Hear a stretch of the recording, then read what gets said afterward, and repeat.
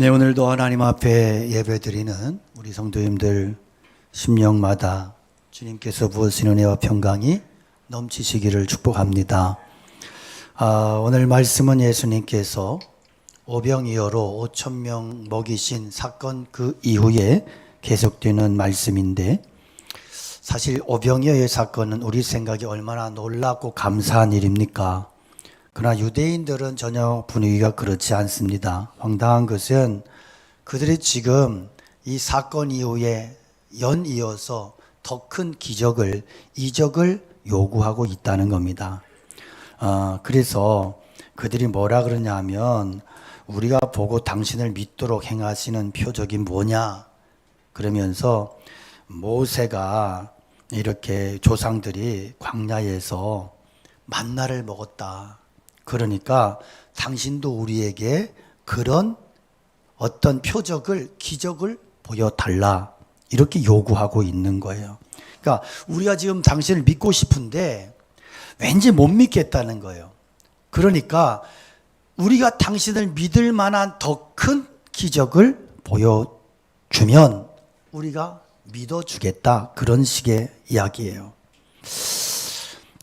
이들은 지금 오병이어 사건으로는 만족이 안 된다는 거죠. 더 강렬하고 짜릿한 것을 요구하는 거예요. 그래서 우리가 당신을 믿을 만한 확실한 것, 오병이어보다 더 확실한 것, 예를 들면 이스라엘 광야에서 이스라엘 백성들이 만나를 먹은 것처럼 당신이 우리에게 하늘로부터 밥을 좀 내려서 먹여달라. 그러면 우리가 당신을 믿어주겠다는 거예요. 지금 오병이어 기적이 하루 지난 이후에 이들이 요구하는 것은 또 다른 더 큰 기적이에요. 좀 터무니없지 않습니까? 하루 전날에 그렇게 흥분하고 난리를 쳤는데 예수님의 기적을 친히 경험하고 눈으로 보고 그렇게 배불리 먹고 그렇게 흥분했던 사람들인데, 하루가 지나고 나니까 또 이상해졌어요. 그러면서 또 다른 기적 내놔라. 이렇게 이야기하는 거예요. 여러분, 이게 인간의 모습이에요. 이들은 이미 종교 중독자들이에요. 이들에게는 계속해서 뭔가 엄청난 일이 계속 일어나 줘야 되는 거예요.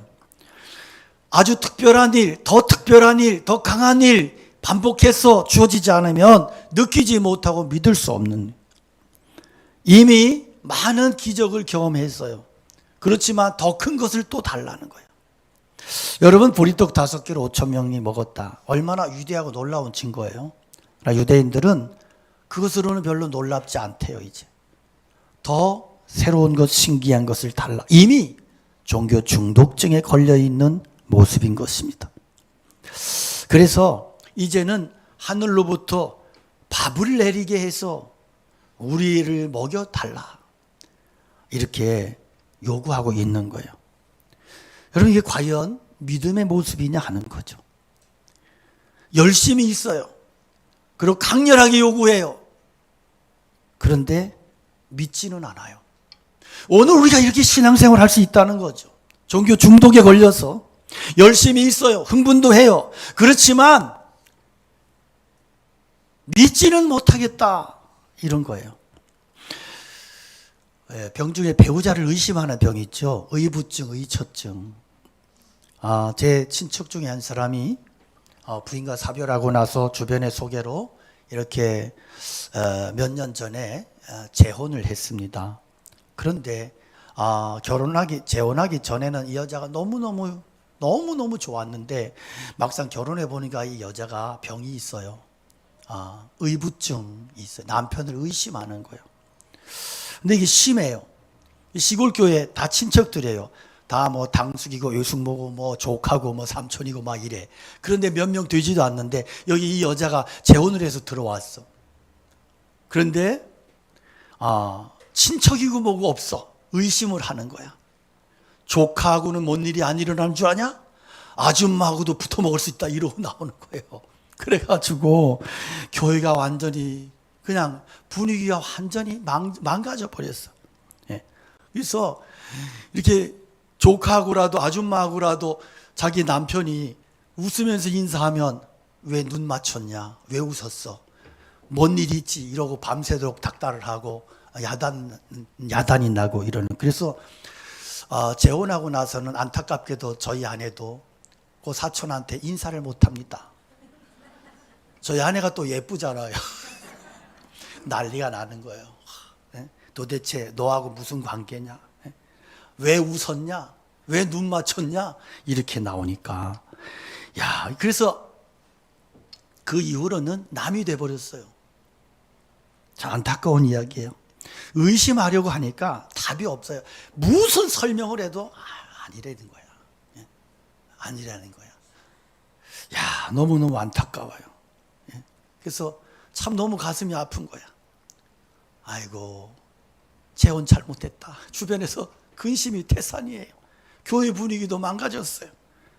믿지 않으려고 하니까 아무리 이야기해도 안 통해요. 여기서 우리가 뭘 알 수 있어요? 불신은 무서운 병이다. 믿고 싶어도 믿어지지 않으니까 다 무너져. 그것 때문에 망하는 거예요. 그러므로 하나님 앞에서 믿음이 생기지 않는다는 것은 인간에게 결정적인 질병이야. 이 질병의 문제는 하나님께서 은혜를 부어주셔야 해결이 되더라는 거죠. 믿음이 어떻게 생겨요? 성경의 믿음이 하나님의 선물이라고 말씀하죠. 에베소 2장 8절에 보면 너희는 그 은혜에 의하여 믿음으로 말미암아 구원을 얻었나니 이것이 너희에게서 난 것이 아니요 하나님의 선물이라 그랬어요. 성도의 복 중에 가장 큰 복이 뭘까요? 하나님의 말씀이 철석같이 믿어지는 복인 줄로 믿습니다. 하나님이 나와 함께 하셔. 이게 믿어지는 거야. 예수님의 은혜로 죄사함 받고 구원받았다고 하는 이 은혜가, 복음이 의심 없이 믿어지는 거야. 이것보다 더 큰 복은 없단 말이에요. 그런데 이 은혜와 이 축복이 어떻게 우리에게 주어지느냐? 이 일을 성령님께서 하세요. 성령 하나님께서 우리에게 하시는 가장 큰 축복 중에 축복이 뭐냐? 믿음을 주시는 거예요. 누구든지 성령으로 말미암지 않고는 예수를 주라 시인할 자가 없다 그랬거든요. 오늘 우리가 이 은혜 기억하시고 늘 하나님 앞에 믿음을 구하며 하나님을 신뢰하며 살아가는 복된 인생들 되시기를 축복합니다.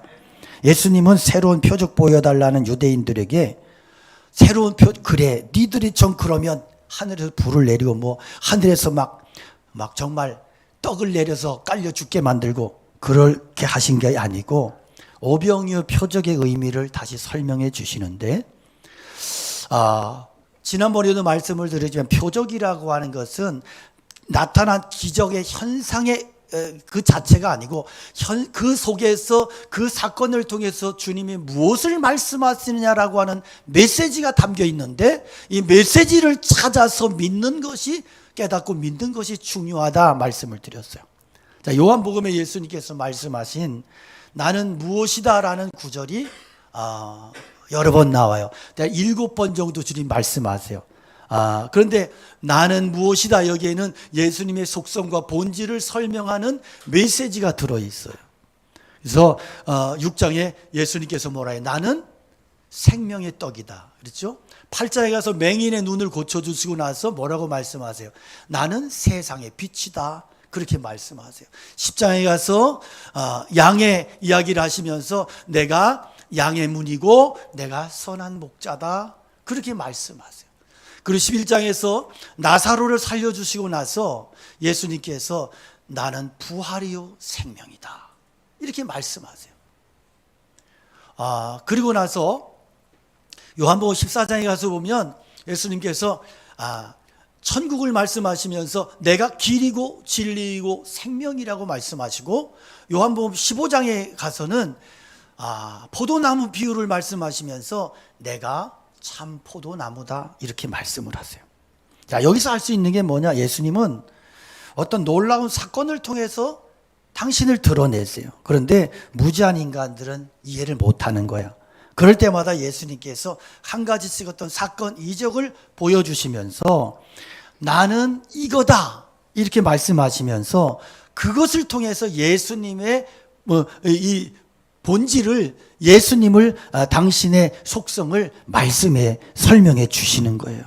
그래서 나는 무엇이다라는 표현을 보면 전부가 이적과 기적과 연결이 돼 있어요. 오병이어 5,000명 먹이셨어요. 이 오병이어는 뭐예요? 떡의 기적이죠. 그 말씀하세요. 너희가 나를 따르는 이유가 떡 먹고 배부른 까닭이지. 그러나 떡에만 마음 두지 마라. 그러면서 하시는 말씀이 뭐예요? 내가 생명의 떡이야. 너희가 육신은 떡 먹어야 살지만, 떡이라 그러니까 좀 그러네. 밥이야, 밥. 사실은 밥으로 해석을 했어야, 번역했어야 맞는 건데, 누가 번역하는 사람 중에 떡 좋아하는 사람이 있었나 봐. 너희가 밥을 먹어야 사는 것처럼 생명의 밥인 나를 먹어야 영생한다. 그 말씀이 있잖아요.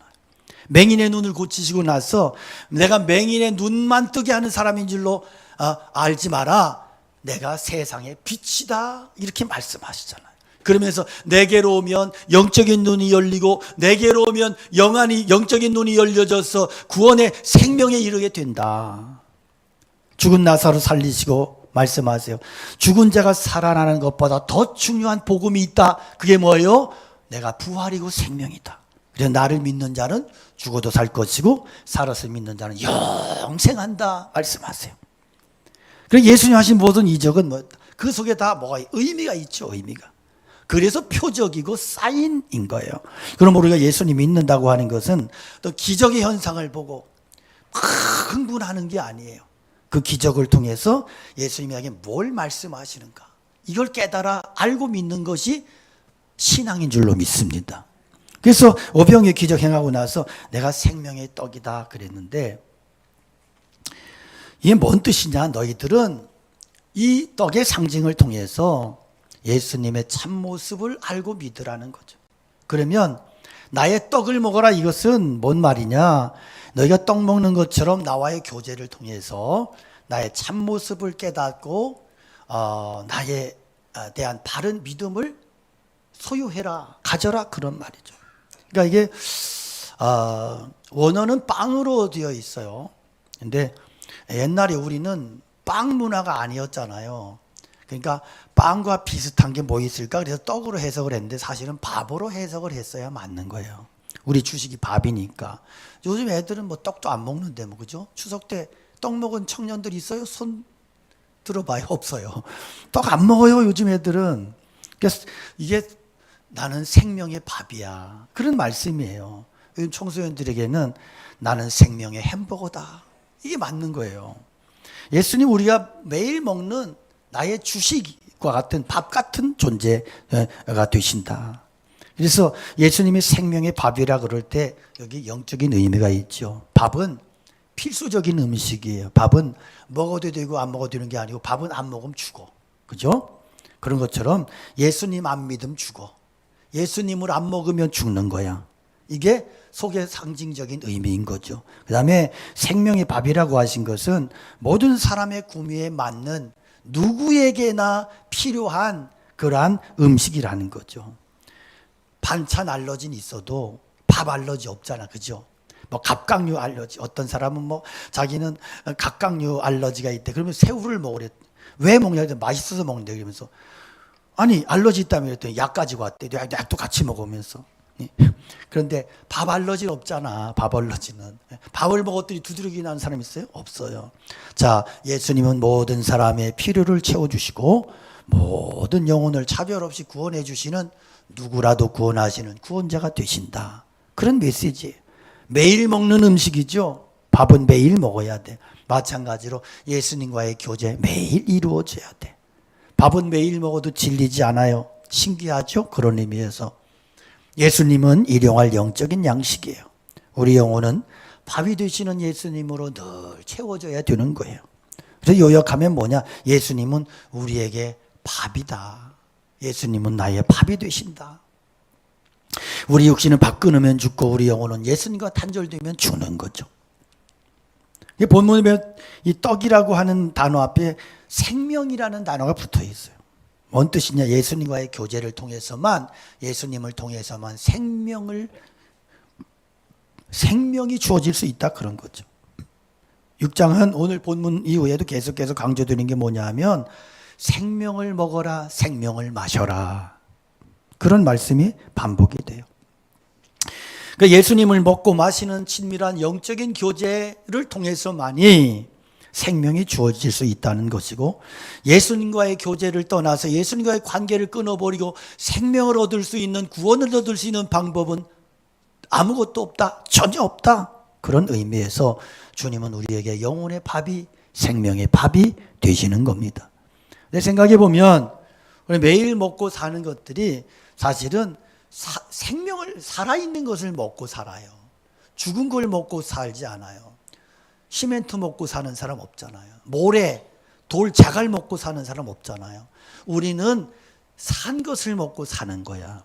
그래서 살아있는 식물을 삶아서 먹고, 살아있는 동물을, 이게 고기를 먹고, 상하고 썩으면 그 먹으면 죽는 거야. 늘 우리는 이렇게 산 것을 먹고 생명을 유지하지요. 그런 것처럼 생명이신 예수 그리스도를 통해서만이 우리의 영혼의 힘을 얻고 생명을 얻고 살아나게 되는 것입니다.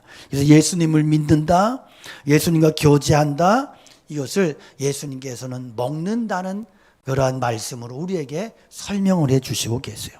그래서 예수님과의 분리된 삶은, 예수님을 먹고 마시지 않는 그의 영적 삶은 죽음이라는 거예요. 멸망이라는 것이에요. 예수님의 다른 목적과 의미를 거기에다 두고 그렇게 인생을 추구하는 인생은 이미 방향이 잘못됐기 때문에 죽은 인생이 되는 거예요. 그러므로 우리 영혼이 살아나는 비결이 뭐냐? 그래서 생명의 밥이 되시는 예수 그리스도와 지속적인 관계를 맺고 그렇게 살아가는 삶인 것입니다. 지금 한국교회 영적 상황은 참 많이 어렵습니다. 코로나 이후에 성도들의 신앙이 많이 무너졌습니다. 예배가 무너졌습니다. 절대적인 예배에 대한 신앙이 무너져 버렸어요. 그래서 그냥 대놓고 공적인 예배 안 드려도 내 마음이 편한 거예요. 이것은 심각하게 문제가 되는 거예요. 이건 영적으로 굉장히 문제가 되는 거예요. 많은 사람들이 교회를 떠났습니다. 또 교회의 신뢰도가 많이 떨어져 있습니다. 저는 안타까운 것이 목사들도 좌파 우파 목사로 나눠져 가지고, 그래서 정치적인 성향에 매몰돼 가지고 그 진리인 것처럼 떠들어대고 정죄하고 소리를 지르고 너무너무 기가 막힌 상황들. 그러다 보니까 신자들도 그런 사람들이 생기고, 그래서 예수님 말씀하신 것처럼 길 잃어버린 양처럼 허둥거리고 헤매고 있는데, 목사들도 여전히 허둥거리고 헤매고 있고 진리가 아닌 것을 외치고 돌아다니고 있고, 정말 반성하고 회개해야 되는 거예요. 왜 이런 현상이 나타나요? 생명의 떡이 되시는 예수님의 진리를 중요하게 여기지 않으니까, 예수님의 진리에 목숨 걸지 않으니까 이런 현상이 일어나는 거예요. 진리이신 예수 그리스도가 선포되지 않으니까 사람들이 썩은 것 따라가고 병든 것을 좋은 음식이라고 그렇게 따라가고 그러면서 죽어가고 있는 거예요. 오늘 약하고 음란하고 혼탁한 세상을 살아가면서 진리의 말씀으로 이렇게 분별하고 진리 되시는 예수 그리스도를 바른 믿음으로 믿고 그분의 말씀에 순종하며 그렇게 바른 믿음 신앙 지켜내며 살아가는 성도들 되시기를 축복합니다. 예수님께서 자신을 생명의 떡이라 그랬더니 41절에 보면 유대인들이 수근수근거려. 여기 수근거린다고 하는 이 단어는 이 구약 성경을 헬라어로 번역한 70인역 성경에 보면 이 광야의 만나를 먹고 이스라엘 백성들이 원망했던 그 원망의 단어와 똑같은 단어예요. 그러니까 지금 성경은 무엇을 이야기하냐 하면, 만나를 먹어도 불평하고 원망했던 그 원망하던 자들이 지금 만나를 달라고 또 원망하고 불평하고 이러고 있는 거예요. 하나님께 대해서 원망하는 이런 모습은 인간의 부패한 본성을 극명하게 드러내고 있습니다. 하나님의 교회가 무너질 때 나타나는 현상이 바로 수군거림과 원망이에요. 영적으로 보면 이런 현상은 어둠이 드러나는 현상인 거예요. 그러므로 여러분, 하나님의 백성은 원망과 수군거림이 아니라 생명의 말씀에 의지하여 십자가 붙들고 믿음으로 아멘하며 순종하며 나가는 그러한 삶이 되어야 될 줄로 믿습니다. 그러면 그들은 왜 예수님 말씀 들으면서 원망했냐? 그 원인이 뭐냐? 그들 안에는 생명에 대한 갈급함이 없어. 예수님께서 생명에 대한 말씀을 하시고 생명의 밥을 먹어야 너희가 영생한다, 내가 생명의 밥이다 이렇게 말씀할 때 이들에게는 이게 정말 그 말씀이 내 가슴에 절절함으로 다가오는 게 아니고 그 말씀 앞에서 원망하고 불평하고 짜증하고 있단 말이에요. 자, 이들에게 있는 증상은 영적인 갈급함이 전혀 없어요. 그래서 예수님께서 뭐라고 말씀하세요? 의에 굶주리고 목마른 자가 복이 있는 거다고. 진리에 대한 목마름, 하나님에 대한 목마름, 하나님 나라에 대한 목마름이 축복이라고 그렇게 말씀하시는 거예요. 여러분, 우리 하나님 앞에서 늘 은혜에 대해서, 하나님 말씀 앞에 예배에 대해서 목말라 하는 은혜가 우리 가운데 있기를 축복합니다. 건강한 사람은요, 늘 음식이 땡겨요. 아무거나 맛있어. 그래서 그냥 아무거나 주는 대로 후적후적 먹고 다 먹고 막. 그래서 이렇게 그런 사람 앞에서 밥을 먹으면 입맛 없는 사람도 땡겨. 입맛이 살아남아. 그런데 이렇게 건강이 많이 안 좋은 사람은 입맛부터 없어지는 거예요. 영적으로도 마찬가지예요. 여러분이 여러분의 심령에 예배에 대한, 말씀에 대한, 예수님의 은혜에 대한 목마름이 없다? 내 영적으로 문제가 생긴 거예요. 이거. 영적인 건강에 지금 굉장히 문제가 생겨버린 거예요. 그래서 영적으로 병들어 다 죽어가면서도 예수님을 찾지 않아. 회개하지 않아. 그래도 멀쩡해. 예배 안 드려도 별로 문제가 안 된다고 생각해. 전혀 아무런 느낌이 없어. 여유가 넘쳐. 그렇다면 이 사람은 영적으로 문제가 심각하게 생긴 거예요. 그래서 정말 자신의 영적인 모습을 보고, 그리고 이렇게 심각함을 깨달은 성도는 그렇게 살 수 없어요. 여유롭게 내 기분대로 내 마음대로 마음껏 돌아다니고 그럴 수 없어요. 자기의 영적인 실체를 보기 때문에 늘 간절함이 있는 거예요. 늘 주님 앞에서 진지함으로 그렇게 은혜를 사모하고, 그리고 내 영적인 실체를 바라보면서 울부짖게 돼 있는 거예요. 걸레 같은 나의 의, 정말 부끄럽고 정말로 부패한 본성에 그것에 끌려서 노예돼서 살아가고 있는 나의 이 본성의 이 한심한 모습을 보면서 안타까워하고 울부짖을 수밖에 없고, 그래서 로마서 7장을 보면 바울 사도가 영적인 자기의 실상을 바라보면서 울부짖어요. 오호라 나는 곤고한 자로다. 누가 사망의 몸에서 나를 좀 구해달라고 울부짖고 있어요. 여러분, 바울 사도가 신앙적으로 우리만 못해서 울부짖어요? 그게 아니잖아요. 그는 영적인 상태에 민감한 삶을 살았다는 거죠. 하나님과의 관계에서 내가 어떻게 하면 주님의 뜻을 이루고, 내 삶이 남은 생이 얼마 안 되는데 어떻게 하면 주님의 사명을 이룰까, 거기에 집중하며 그 갈급함을 붙들고 살아갔다는 거예요. 자신의 영적 상태를 아는 것과 모르는 것의 차이는요, 하늘과 땅 차이와 같은 것입니다. 어떤 사람이 소화가 안 되는 거예요. 얼마 동안 소화제를 먹으면서 참았어. 근데 계속해서 소화가 안 돼. 계속해서 이상해. 병원에 가봤더니 암인 거야. 그러면 그때 어떻게 돼요? 큰일 난 거야. 그렇게 여유가 있었는데 부인이 막 병원 좀 가봐라 막 그러면 괜찮다고, 아이 내 몸 내가 안다고. 하여튼 남자들 말 지겹게 안 듣죠. 그러다가 나중에 가서 그러더니 이제 큰일 났어. 그래서 뭐 암 3대 병원을 막 찾아다니고 막 뛰어다니고 막 그러고 막 정신 빠지게 막 돌아다니. 왜 그럴까? 그러면 차이가 뭐예요? 그러면 왜 그렇게 이전에는 뛰어다니지 않고 여유를 부린 거야? 안 아파서? 아니잖아요. 몰라서. 우리도 그렇습니다. 영적인 우리의 존재됨, 우리의 영적 실상을 모르니까 무식하면 용감하다고 그렇게 여유를 부리는 거야. 그러므로 여러분, 하나님 앞에 최고의 복이 뭐냐? 은혜에 대한 갈망, 영적인 주림을 느끼면서 그 은혜를 갈망하며 살아가는 것이 바로 축복이라는 것이에요. 목마른 사슴이 신의 물을 찾기에 갈급함과 같이 내 영혼이 주를 찾기에 갈급하나이다. 이게 다윗의 고백 아닙니까? 그 왕으로서 부족한 게 뭐가 있어? 그러나 그는 하나님 앞에서 이 굶주림을 느꼈던 사람이야. 그래서 그런 사람에게, 그런 성도에게 하나님은 축복을 주신다, 은혜를 주신다, 배부르게 하신다. 이것이 성경의 약속의 말씀인 것입니다.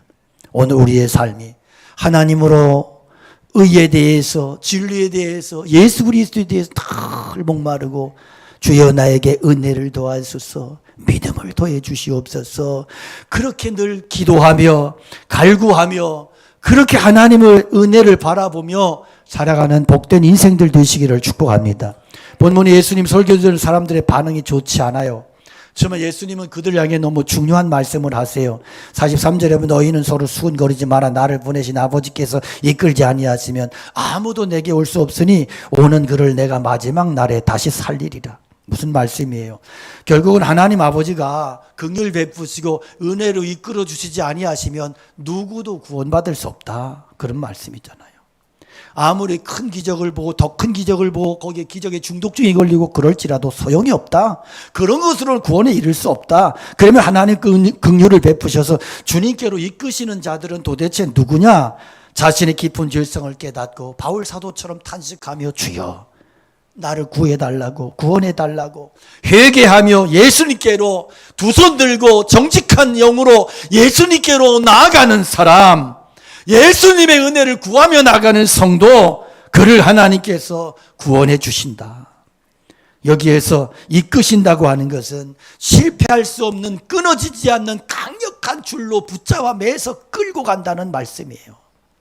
이 이끌림을 받는 자가 누구냐? 하나님께서 그 마음의 중심 자리에 빛을 비추어 주셔서 자신의 깊은 죄성을 깨닫고 하나님의 은혜가 아니면 내가 아무것도 아닙니다. 하나님의 은혜가 아니면 내가 구원에 이를 수 없습니다. 이 고백을 하면서 주님의 은혜를 끊임없이 구하며 주님의 은혜를 향하여 십자가를 향하여 나가는 사람, 그가 구원에 이를 수 있다는 거예요. 하나님의 은혜 이끄심이 아니면 누구라도 구원에 이를 수 없다. 예수님이 하신 일은 단지 진리만 가르치기 위함이 아니었습니다. 예수님은 자기 자신을 친히 생명의 떡으로 주시기 위해서 오셨어요. 나는 하늘에서 내려온 살아있는 떡이니 사람이 이 떡을 먹으면 영생하리라. 내가 줄 떡은 곧 세상의 생명을 위한 내 살이니라 그랬어요. 여기서 자기 자신을 생명의 떡으로 준다는 말이 뭐예요? 당신이 친히 죽으신다는 말이에요. 기독교는 단순한 깨달음의 종교가 아니에요. 우리가 구원 얻을 수 있는 것은 어떤 진리를 깨달아서가 아니에요. 그리스도께서 나를 대신하여 죽으셨기 때문이요. 그의 살을 내가 먹어야 돼요. 그의 죽으심을 나의 죽음으로 인정하고 받아들이는 것을, 그 살을 먹는다고 그렇게 주님이 말씀해 주시는 거예요. 그럼 어떤 일이 벌어지느냐? 주님의 죽으심을 나의 죽음으로 받아들이고 예수 그리스도를 나의 구주로 영접하고 그리고 나의 삶의 중심 자리에 예수 그리스도를 모셔드리는 이러한 일이 내 안에서 일어날 때 어떤 일이 일어나느냐? 거기에서 내 안에 죄악의 무서운 불길의 세력이 꺼지기 시작하고 하나님의 성령이 내 안에 오시기 때문에 성령 하나님께서 내 안에 오셔서 내 안에 있는 부패한 본성과 썩은 본성과 탐욕과 육체의 기질과 정욕의 불길을 잡아주시고 이끄시고 꺼주시고, 그래서 우리의 심령을, 우리의 인생을 예수 그리스도께로 향하도록 그렇게 변화시키는 역사를 성령께서 예수 믿는 성도와 예수님을 받아들이는 성도 안에 들어오셔서 이러한 역사를 이루어 가신다는 거예요. 이전에는 정욕대로 살았어요. 하나님 원망하며 대놓고 불평하며 살았어요. 그러나 그분의 살을 먹으면, 예수님을 먹으면, 예수님의 생명을 내가 받아들이면 거기에서부터 내가 변하기 시작해. 내 더러운 본성이, 육체의 정욕이, 그 불의 세력, 그것이 꺾어지고 죽어지고 그렇게 세력을 잃기 시작하는 거예요. 여러분, 그 복음은 사람을 변화시켜요. 교회 안에 사람 가득 채우는 게 복음이 아니고, 복음이 들어가면 영적인 싸움이 일어나요. 믿음의 싸움이 시작돼요. 그래서 내 안에서 싸움이 일어나는 거예요. 육체의 본성과 성령의 역사가 내 안에서 충돌하는 거예요. 그래서 불순종의 기질이 계속해서 죽어나가는, 무서운 정욕이 죽어나가야 되는 거예요. 우리가 말씀을 깨닫고, 그것보다 더 중요한 것은 그 하나님의 말씀이 내 안에서 진리로 역사해서 그 진리의 말씀이 나의 부패한 본성을, 내 부패한 기질을, 내 부패한 정욕을 꺾어 없애고 변화시켜 나가기 시작할 때 그것이 예수 믿는 자의 특성이 드러나는 것입니다. 우리가 아무리 유명한 설교자의 설교 아무리 많이 들어도 보장될 것 아무것도 없어요. 심지어 뜨거운 체험을 여러 번 하고 오병이어 사건을 수백 번 체험할지라도 그게 나를 살리는 게 아니에요. 내가 살려면 생명이신 그리스도가 나와 나가 연합하는 방법밖에 없어요. 주님이 나와 연합이 돼야 되는 거예요. 내가 주님을 받아들이고, 그래서 내가 생명이신 그리스도의 살을 먹어야 되고 예수님이 나의 인생의 밥이 돼서 내가 늘 예수님을 밥으로 삼고 살아가야 되는 것입니다. 볼지어다 내가 문 밖에 있어서 두드리노니 누구든지 내 음성을 듣고 문을 열면 내가 그에게로 들어가 그로도 벌어먹고 그는 나로 더불어 먹으리라. 여러분, 내 힘으로 결국 하나님 뜻대로 못 살아요. 그래서 날마다 예수님 먹어야 되고 예수님을 마시는 매일매일의 성찬의 삶을 살아야 되는 것입니다. 그래서 루터는 이것을 매일의 세례라 그랬어요. 매일 세례 받아야 돼. 매일 내가 죽어야 돼. 성령 안에서. 여러분, 내 인생 내가 주도하면 반드시 망하는 거예요. 너희가 육신대로 살면 반드시 죽을 것이로되 영으로서 몸의 행실을 죽이면 살리라. 할렐루야. 오직 성령님이 내 안에서 나를 이끌어 가셔야 돼. 내 삶을 그분께 맡길 때만이 내 영혼이 평안하고 내 인생의 영생의 길에서 떨어지지 않는다는 사실을 믿으시기를 축복합니다. 그래서 오늘부터 내 삶을 주님이 이끌어 가시도록 기도하시기 바랍니다. 주님, 나의 인생 이끌어가 주시고 주님이 내 인생의 운전대를 잡고 나를 운전해 가 주시고 내 인생을 몰고 가 달라고. 이게 신앙이에요. 이렇게 돼야 돼요. 만일에 미친 운전수가 몰고 가고 있다면 그게 바로 내 기질이고 내 정욕이고 내 탐욕일 거예요. 이 미친 운전사에게 절대로 핸들 맡기지 마십시오, 여러분. 내 기질과 자존심과 고집을 십자가로 사정없이 내리치고 꺾어서 그래서 주님 앞에 그것을 복종시키고 주님께 내어드리고 이게 사는 길인 것입니다. 날마다 죽이고 죽는 싸움을 싸우시고 주님께 맡긴다고 그랬으면 진짜 믿음으로 맡겨야지. 왜 주님께 믿습니다 하는데 맨날 내 마음대로 살고 주님을 믿습니다 그러지만 자기 자존심 하나 조그만 털끝만 좀 건드려도 죽을 것처럼 달려들고 기를 쓰고 달려들고 혈기를 부리고 그게 뭔 예수 믿는 겁니까? 여러분, 주님의 성령님의 온유한 성품과 기질이 나를 주장하시도록 따라합시다. 주님, 나를 주관하여 주시옵소서. 내 인생을 이끌어 주시옵소서. 주여, 나를 죽여 주시옵소서. 우리의 기도가 되기 원합니다. 내가 죽어야 그리스도 살아나시는 거예요. 주님이 이끌시지 아니하시면 아무도 구원받을 자가 없어요. 그래서 우리는 은혜로 구원이라고 하는 것은 내가 주님 붙잡는 게 아니요, 주님이 나를 붙잡으시기 때문에 내가 절대적으로 안전한 것입니다. 그래서 이제는 내 힘으로 사는 게 아니라 주님과 동행하며 주님이 이끄시는 은혜와 축복을 살아가는 구원받은 믿음의 백성들 다 되시기를 주님의 이름으로 축원합니다. 축원합니다. 우리 함께 찬양 올려드리겠습니다.